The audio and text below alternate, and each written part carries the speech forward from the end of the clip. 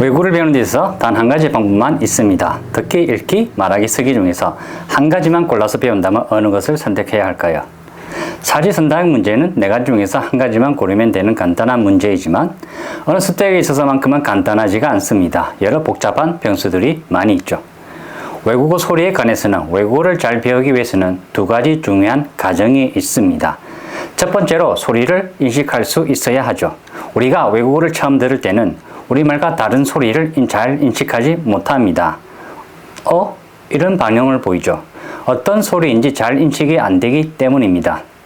이 영상을 보는 분들 중에서 인도네시아를 배운 분들이 아마 적을 거라고 생각하는데 제가 인도네시아어 하나를 말씀드려 볼게요. 잘 들어보세요.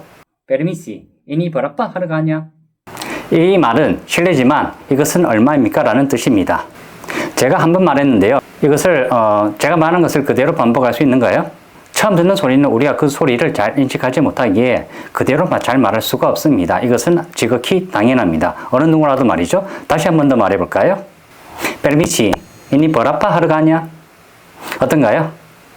반복할 수 있는가요? 아주 소수의 사람들은 이 말을 그대로 듣고 따라할 수 있을지도 모릅니다. 아주 소수의 사람들이죠.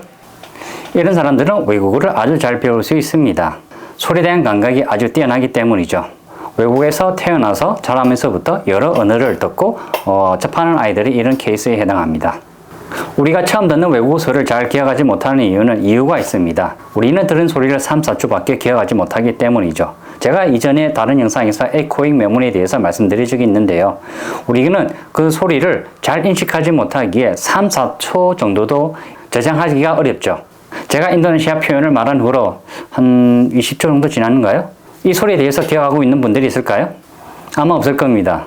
우리는 처음 듣는 소리를 비록 의미를 이해한다고 하더라도 그 소리를 잘 기억할 수 없습니다. 소리에 대한 기억이 아주 짧기 때문이죠. 그래서 여러 번 듣는 겁니다. 여러 번 반복해서 듣게 되면 될수록 중첩해서 소리를 더 잘 인식하게 되죠. 제가 한 번 더 다시 말씀드려 볼게요.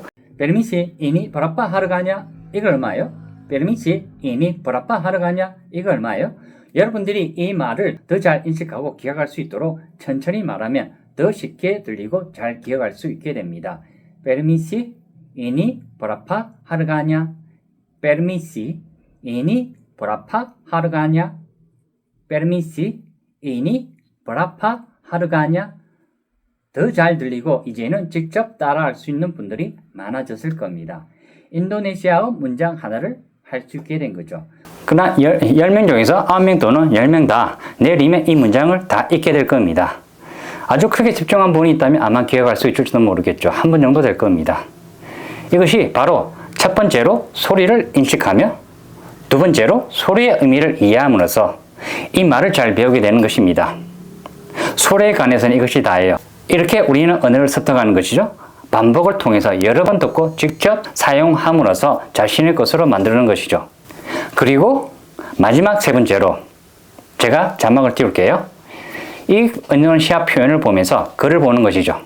눈에 익도록 여러 번 보는 것입니다. 더 잘 읽기 위해서는 직접 손으로 적어가면서 연습하면 이 글자들을 더 잘 기억하고 읽을 수 있게 되는 것입니다. 언어는 비록 읽을 수는 없어도 소리만을 통해 습득할 수 있습니다. 이것이 아주 중요한데요.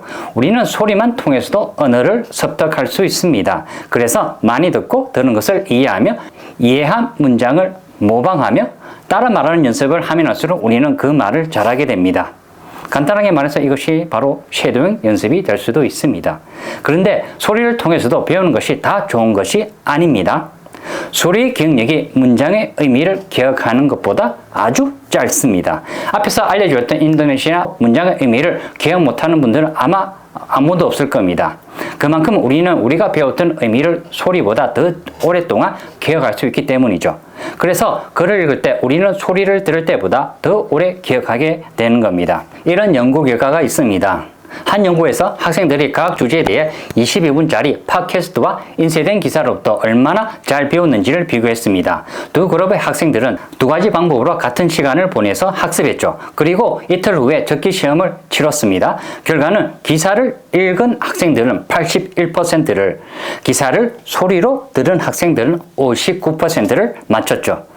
소리를 듣는 것보다 글을 읽음으로써 글의 내용을 더 잘 기억할 수 있게 된다는 것입니다. 쉽게 말하면 같은 원소의 소설이라도 오디오북을 듣는 사람과 종이책을 읽는 사람들의 기억할 수 있는 정도가 크게 달라지는 것이죠. 이 연구 결과를 더 확장해서 이해할 수도 있습니다. 여러분이 영어를 10년 이상 공부해서 영어 글을 읽을 때에는 중급 이상이 될 수 있다 하더라도 드라마나 영화를 들을 때는 잘 이해를 하지 못하죠. 그리고 독해나 문법 공부 또는 단어를 열심히 외워서 글로서 보는 영어 시험은 잘 쳐도 회화 능력만큼은 그보다 훨씬 더 낮을 수밖에 없습니다. 글로 배운 것을 더 잘 기억하기 때문이죠. 이런 점에서는 어느 누구라도 독해 능력은 상당 부분 끌어올릴 수 있습니다. 그런데 듣기 이해력이나 회화는 다릅니다. 이런 연구 결과들이 아주 많이 있죠. 결과적으로 영어에 대한 베이스라고 할까요? 기본 토대를 빠르게 잘 쌓으면서도 영어 실력을 크게 향상하고 싶다면 읽기에 크게 집중해야 합니다. 그런데 소리를 인식하고 이해하는 능력은 한참 남기에 여유 시간이 있을 때마다 많이 들어야만 하죠. 그리고 해야는 실제로 직접 사용해야만 합니다. 저의 경우 걸어 다닐 때나 읽을 수 없는 시간은 듣기를 합니다. 읽을 수 있는 시간은 읽으면서 적죠. 그리고 대화할 시간을 가집니다. 듣기나 읽기를 얼만큼 해야 될지에 대한 비율은 개인마다 편차가 있을 수 있습니다. 에코잉 메모리가 뛰어난 사람들, 그리고 소리와 소리의 의미에 완전히 몰입해서 집중하며 최대한의 어느 습득을 할 수 있는 사람들은 듣기의 비중이 높을수록 좋습니다. 그런데 이런 사람들은 소수에 불과합니다. 이런 능력은 연습에 따라 크게 향상할 수 있으니 관심이 있는 분들은 소리를 통해 더 많은 어느 습득을 하는데 집중해 보시길 권해드리고요. 그 외적으로 저처럼 보통의 사람들은 읽기의 비중이 높을수록 좋습니다. 그런데 읽기에만 집중하면 소리를 듣고 이해하는 능력 그리고 회화가 상대적으로 약해지죠. 따라서 소리에 대한 비중도 같이 높여야 하므로 큰 소리로 따라 읽어야만 합니다. 제가 지금 이렇게 말하듯이 말이죠. 스스로 그 소리를 내볼수록 그 소리에 더 익숙해지니까요. 그래서 듣기도 향상이 됩니다.